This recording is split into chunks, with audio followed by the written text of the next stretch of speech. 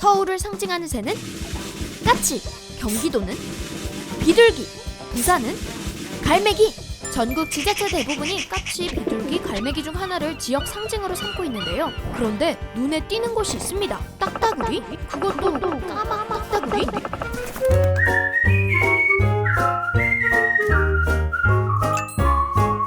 지역을 상징하는 새 중 가장 독특해 보이는 영월군의 군조 까막 딱따구리. 이 새가 영월군의 상징이 된 특별한 사연이 있습니다.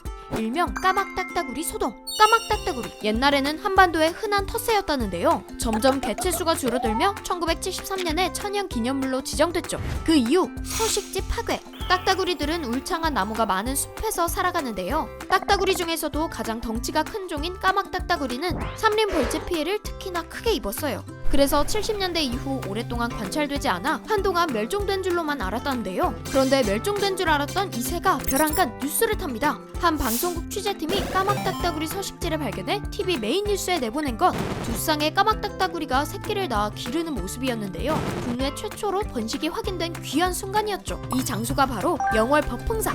새 박사 윤모보 교수님이 이때를 회상했는데요. 법흥사는 한마디로 희귀조류의 낙원이다. 이런 지역이 남아있어 다행이다.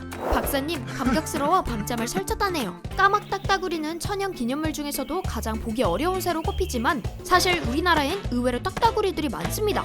쇠딱따구리와 오색 딱따구리, 청딱따구리 등이 있죠. 우리 집 주변엔 참새랑 비둘기밖에 안 보인다고요? 대도시에서도요. 나무가 많은 아파트 단지나 산 근처 산책로에 가면 어렵지 않게 찾을 수 있습니다. 이런 소리가 딱따구리가 나무 쪼는 소리예요. 나무를 파서 벌레를 잡아먹거나 둥지를 만들기도 하지만요. 영역을 표시할 때, 짝을 찾을 때 일부러 소리를 내기도 해요.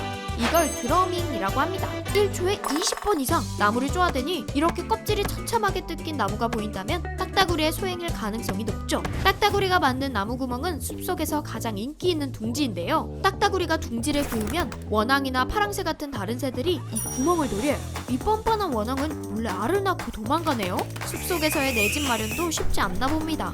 딱따구리가 좀 불쌍해 보이지만 나름 자연스러운 현상이라고 해요. 숲에 딱따구리가 살면 다른 새들과 동물들도 살기 좋아져서 숲 생태계가 건강해진다고 하네요. 딱따구리 중에는 까막 딱따구리와 친척관계인 크낙스라는 새가 있습니다. 하얀색 배만 빼면 생김새가 거의 똑같이 생겼죠. 전 세계에서 오직 한반도에만 서식한다고 알려졌는데 아쉽게도 2017년 공식적으로 멸종되고 말았습니다. 북한에 수십 마리 남아있다는 것도 확인이 어려운 상태죠. 크낙스처럼 이름은 익숙하지만 멸종 위기에 처한 새들 더 있는데요. 제일 먼저 황새. 속담으로도 익숙한 황새는 전 세계적인 멸종 위기종이에요.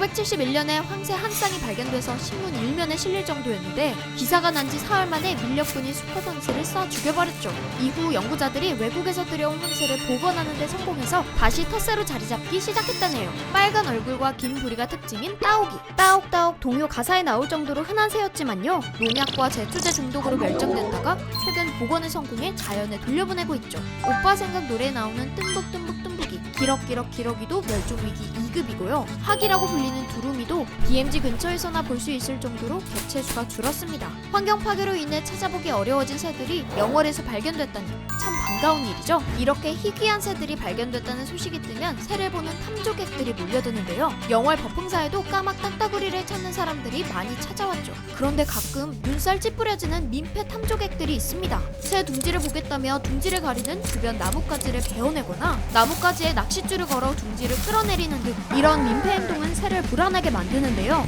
최악의 경우 부모새가 새끼와 둥지를 버리고 도망칠 수도 있습니다.